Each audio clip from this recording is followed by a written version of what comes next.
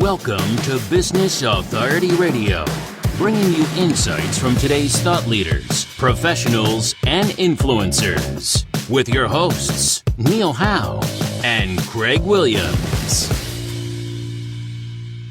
Hello and welcome to the show. This is your host, Neil Howe, and today our special guest is Kate Talbot. She is a social media strategist.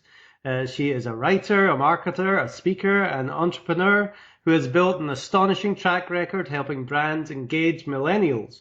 An expert in social media and content marketing, she's built successful global digital campaigns for big names like Virgin America and Kiva, among others. Considered to be the #1 writer of advice for leveraging Snapchat for marketing, she contributes her wisdom to a number of publications, including Engadget, Kissmetrics, and Social Media Examiner. Kate started her career in fashion and entertainment PR in New York and now applies all the tools she's learned spanning all social media channels and influencer marketing to help grow early-stage startups in Silicon Valley. Welcome to the show, Kate. Thank you so much for having me. Well, Snapchat is definitely something that I don't know a great deal about, and I'm really looking forward to hearing how that's going to apply to business. But give us a little bit of your background and how you got involved in social media and doing all these amazing things that I've just mentioned. Yeah, I've really just grown up with social media. I've been part of PR and social media and content for the last 10 years. I've been able to use social media strategy and my expertise for PR firms in-house at Virgin America and Kiva, and then helping grow early stage startups. I've been writing about Snapchat, influencer marketing, and Instagram marketing for Social Media Examiner, Kissmetrics, and Engadget for the past year. And I've saw such a need for educating an audience on Snapchat. So I really focused in on that and wrote not only for Social Media Examiner, but produced this book that we're going to talk about called Oh Snap, You Can Use Snapchat for Business. Well, I'm a little bit older than you, and Neil Howe is the person who coined the term millennials. Unfortunately, it wasn't me. It was another Neil Howe. But I do not know anything about Snapchat, but you know all about it. And you wrote a book about it as well, titled Oh Snap, You Can Use Snapchat for Business. Tell me how that came about. Yeah, exactly. You're my right target audience. A lot of people are a little afraid of the platform. It was originally known as kind of a sexting app for teens and millennials. And I think that the business aspect of it was lacking. But as it grew and so many people are using it, there was really a need to be educated not only on how to use it from a user experience angle, but how brands are using it. And I've been fortunate to have a wonderful community. So I included all my writing on how to use the platform and best practices alongside some case studies from Airbnb, Stanford University, NPR, and Virgin America. So it's just really teaching how to use the platform itself and then best practices from great brands out there that are just owning it and engaging their audience. So you'd say the main audience on Snapchat would be millennials, but you'd really need to educate people like myself, 40 and older, maybe business people, on how to attract those kinds of people. Is that your target audience? Exactly. 18 to 34 is really the audience that's where the growth is happening, but you can't just not use a platform to engage that's a huge part of any business audience. So I just am really helpful to the people who need to learn it and how to use it best, and they can see the results once they understand the platform itself. So what are the benefits? Like you said, my view of Snapchat was, yes, it was like some texting thing that, my kids use, and I don't know anything about it. So what is the benefit to me to find out and use Snapchat for business? Well, from a personal brand angle, it's really great because you can show your audience behind the scenes. You can be really authentic. what it differentiates and why I was attracted to the platform itself is that Snapchat is a way to really show authentic storytelling. If you look at Instagram or Facebook, everything is very curated. You're spending hours getting the right filter and the right likes and views. But with Snapchat, there isn't any measurement with likes and comments.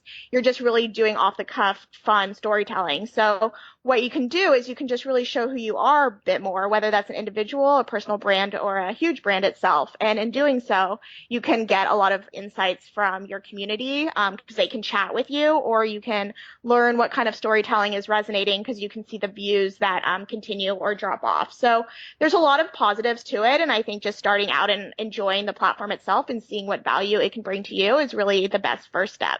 Mm-hmm.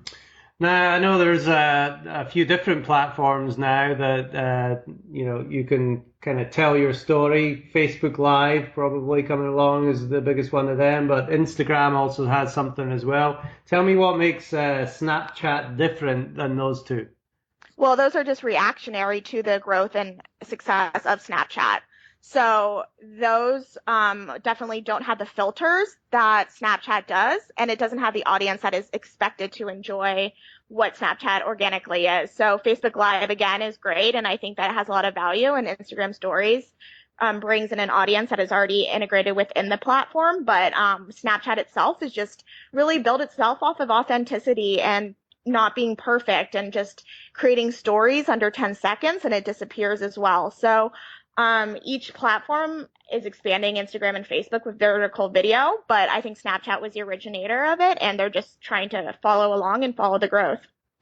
So with Snapchat, you only have 10 seconds to create a video, and do you send it out to your audience? I really have no clue on how to use it, so please explain.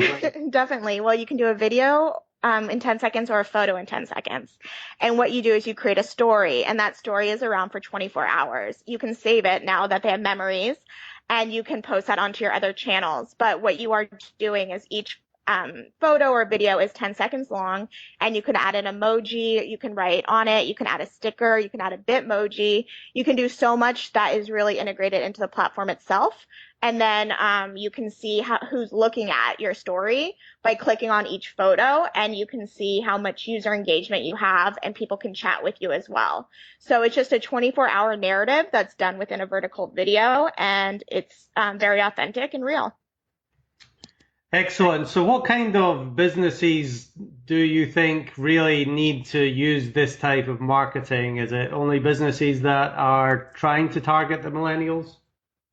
Yeah, I mean, to be in a strategy sense, I would definitely do it more of a consumer side. Fashion and entertainment does really well with it. Again, 18 to 34, but I wouldn't just knock that off and just say if you're a B2B audience and you have 50-year-olds and plus, you shouldn't be doing it, because I think in itself what Snapchat helps out with is storytelling. And the more that you can use the platform to learn about your brand, how you're doing your messaging and telling your story, I think that that's really effective. I know Gartner is very active on Snapchat. So again, that's not that millennial audience. It's a very B2B analyst insight. So I wouldn't be afraid to just test it out and see how you're enjoying the platform. Mm-hmm. Now, as far as sharing the content from Snapchat, if it disappears, do you lose that opportunity to share it? You can save it within the app, and then you can upload onto different channels, whether that's a Tumblr account, Twitter account, Instagram, or Facebook. Okay, great. Now, I mentioned to start, you worked with a couple of companies like Virgin America. What kind of application did you use for them, and how are they using Snapchat? Well, I wasn't around when Snapchat was out, but I definitely used all different platforms there, Facebook, Twitter, Instagram, Pinterest, LinkedIn, to tell their brand story. And you write for a lot of different companies as well. Most notably for me, it would be Social Media Examiner. That's a site that I do visit quite often. I like a lot of the articles that you've got here. You got the 5 creative ways to use Snapchat for business. Can you go over some of those ways that a business could use it? Yeah, definitely. Social Media Examiner is just such a great platform and such a great community that so many people can learn from. So it's just been really amazing being able to write for them and to be able to help out so many people who need to learn about it. So yeah, the article you're referencing is 5 ways to use Snapchat for business. And that's the one that's been shared probably the most. And so just to go down, the first point that I talk about is providing access to live events. This is the way I've seen Snapchat been used the most, especially for huge events like Fashion Week or the NBA All-Stars. And so what it's great is because you can do in real time about how to showcase what's happening. And if you look at New York Fashion Week, what the end product is very curated and perfect and beautiful. But what Snapchat does is it gives the behind the scenes look, whether the models are getting their makeup done or you have the designers talking about the collection. And you're targeting a different audience and how they're seeing it. And it's a really great way to really use Snapchat from a live event perspective. The next one is delivering private content.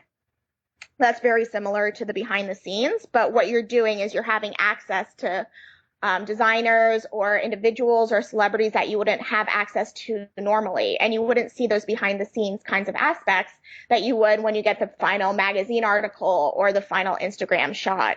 So that is what I think is really important. And then again, with all social media, you want to do contests, perks, or promotions.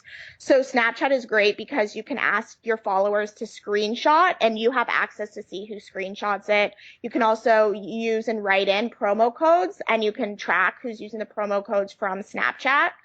And so it's a really creative way to engage your audience. So so they're feeling they're part of the brand as well. Taking people behind the curtain. A lot of times companies aren't as transparent, but with Snapchat, they're able to do so. Everlane is the example here. And each Tuesday, they have Transparent Tuesdays where they ask their audience any questions about their brand and they answer it. And I think that's really integral to how millennials want to connect with their brands. They want to know their best practices, what they're doing at the offices. They want to do that kind of stuff. And Snapchat's been a really great way to have those interviews and to be able to learn more. And then lastly is partnering with influencers. I'm really passionate about influencer marketing. And I think that you can use Snapchat influencers to be able to build your audience and give them a trusted authority on it. So these are 5 simple ways to really start using the platform, watching other brands and learning from it and seeing how valuable it is as a social media tool. As far as the Snapchat influencers, is that a special feature within Snapchat? I'm very positive about using influencer marketing as well. It works very well. Yeah, right now they don't have an integrated tool. However, you can work with third-party platforms to find Snapchat influencers, as well as think of who's in your niche. Maybe it's not a huge influencer, but maybe it's somebody in your community who would get a lot of engagement. So it doesn't have to be these huge influencers who have, tens of thousands of followers. Maybe it's somebody within your specific business area that could take over your Snapchat for a day and show them what's going on within their community and then engaging their followers to learn more about your brand. Definitely. Great idea. Now, let's talk about some of the problems that businesses are having. I had a great conversation the other day with Vice President of Singularity University just about how technology is changing so quickly and there's always something else coming up. What problems is that kind of thing creating for business, and why should a business be engaging with Snapchat and all the new social media platforms and technology that's coming out? Definitely. I mean, that's like such a huge problem. And I think what it is just showing how quick everything is moving and you have to keep up with the trends. And if you're not keeping up with the trends and knowing how people are digesting content, then you'll be left behind. And I think that, again, talking about Facebook Live or Instagram stories, you can see how Snapchat was able to really shift Facebook and Instagram's focus because they had to keep up with how people were using Snapchat. So it's really important and key for anybody, whether you're a CMO or an intern, just really learning how people are engaging with platforms as well as knowing what technology is hot because you don't want to be left behind. Certainly. And why do you think people have really taken to Snapchat, even though it's only a 10-second piece of content that they're putting out there? I mean, my original thesis with it is that Instagram is highly curated. People are tired of having to have that perfect photo, making sure they get the most amount of likes, most amount of content.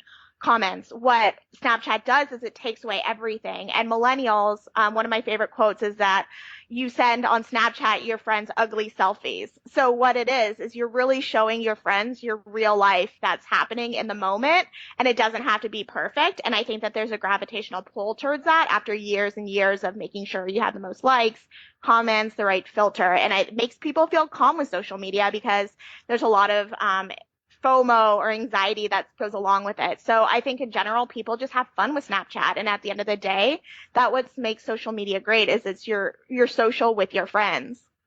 Yeah, it seems to be more real. Like you said, this is who I am, this is as I am, and you're getting a sneak peek for 10 seconds rather than, preparing yourself to do a video on Facebook Live or using all those filters on Instagram. So what do you think are a couple of the misconceptions then about Snapchat? Obviously, I have some, but what are the ones that you hear most of all? Yeah, I mean, the two misconceptions I hear first, and this has dissipated a bit, is that it was just for sexting. And I think, again, like that's what, originally was for. And so, again, I think that is really going away because you'll see how many brands are using it, how many celebrities are using it, individuals are using it. And so there's a really good use cases for this from a content and social perspective. And then the second one is that it's really hard to understand the platform itself. I have tons of friends who say, Kate, I just don't understand how to use it. And I think that I've read somewhere that they said they even made it harder so that only millennials or teens can understand how to use it. So that's another misconception, that it's hard to use. But again, I talk about in my book how to use the user experience, and then, just play around with it and learn how to use the platform, because once you figure it out, it's tons of fun. Okay, so let's talk about your book for a minute, seeing as you brought it up there. What is in your book? Is it a step-by-step guide for people like me to be able to use Snapchat in 3 days or less? Yeah, and more or less, that is. It's a lot of infographics and teaching you how to use a platform so you can really learn it from a visual perspective. And then it is tons and tons of case studies from really big brands across all verticals, whether that's fashion, travel, startups, or celebrities. And so just a lot of case studies with a lot of different questions on how to use it in the best ways and how brands have used it to engage their audience. Well, I really like case studies, so let's tell our audience a little bit about a couple of the companies that you've worked with and how Snapchat really benefited them. Yeah, one of my favorite ones that I talk to is NPR. And the reason why I like that is because you look at you look at Snapchat, which isn't seen as very high culture, where you mix that with NPR, which is obviously very, highly educated. And so what NPR does is that they were able to take their stories in real time that they were doing on the air and then put it within Snapchat. And in doing so, they were able to engage the millennial audience. And I think it was a really great way because as NPR's target audience is probably a little bit older, they're able to use Snapchat as a way to get a new audience, tell their stories that are happening on air, and then doing it in a way that's really authentic. And so I really enjoy the NPR case study, and you can see within the book how they actually plan out their stories on Snapchat, how they were able to engage with really great stories about the Pope coming into DC, or getting Lyft drivers, learning more about the sharing economy. So NPR, I thought, was just a really great case study with how to use media, journalism, and Snapchat together. And explain to me a little bit more about the storytelling. If I've got 10 seconds to tell a story, do I have to post like day by day? Is it just something that you do every day or hour by hour even? Yeah, I mean, I wouldn't say that there's a perfect formula to it, but think about if you're a brand, maybe there's a product launch or a brand activation coming up. So you can just capture what's going on within that day. I think, you can say maybe 3 to 4 seconds per photo because you can change the timing. It's not all 10 seconds. Or maybe the video, you can use a fast forward button or the slow down. I mean, I wouldn't say there's a perfect way to do it, but you can definitely storyboard, think about what you want to include with your brand messaging, and then keep going throughout the day with what you want to say. Now, as far as, a lot of our audience are local business owners as well as entrepreneurs. How would a doctor, dentist, chiropractor, lawyer use Snapchat to engage their audience? Well, they always want to have new clients, and so that's a huge part is to engage and find new clients. Talking from a lawyer perspective, maybe the best way is to really show behind the scenes of the office itself. You could show what's going on in the office from the day to day, as well as do a Q&A. There's probably people in their communities who might want to go to law school and become lawyers. So you could talk about what steps it took to become a lawyer, or you could do, five ways that real estate or that trust and estates are helpful to for your future. So you could really think about your content strategy itself and then bring it to life with Snapchat video. And you can promote it through your email campaigns at the office saying, follow us on Snapchat or through your Twitter or Facebook as well. So there's a way to build your audience and engage them as well as give them behind the scenes and content that will help them become more educated and more connected to your brand, which we can say nowadays everybody has their own personal brand, whether you're a lawyer or a celebrity. So it really comes back to the know, like, and trust. You're developing that relationship with your potential audience that, they want to see what kind of atmosphere you have, what kind of person that you are before doing business with you. And Snapchat is really used to engage to do that. Definitely. And also what it's great is it's a reminder because every day you're looking at your Snapchat stories and who's in your feed. And if you see your lawyer or your doctor doing something fun or trustworthy, professional always, of course, but just making sure it's a reminder. And that's what brands always want is to be top of mind. And so what you're doing is you're creating stories that makes you reminder, oh, I do need to call my dentist. I need a teeth cleaning. Or, oh, shoot, I need this help with my loss, a lawyer world. So what it is, it's brand awareness as well as just education and content. Now, as far as the time that it takes to do all this, I know it's only 10 seconds, but 10 seconds might require quite a bit of thought beforehand. Is it generally something that a business owner would do, or is it something that a social media manager would do?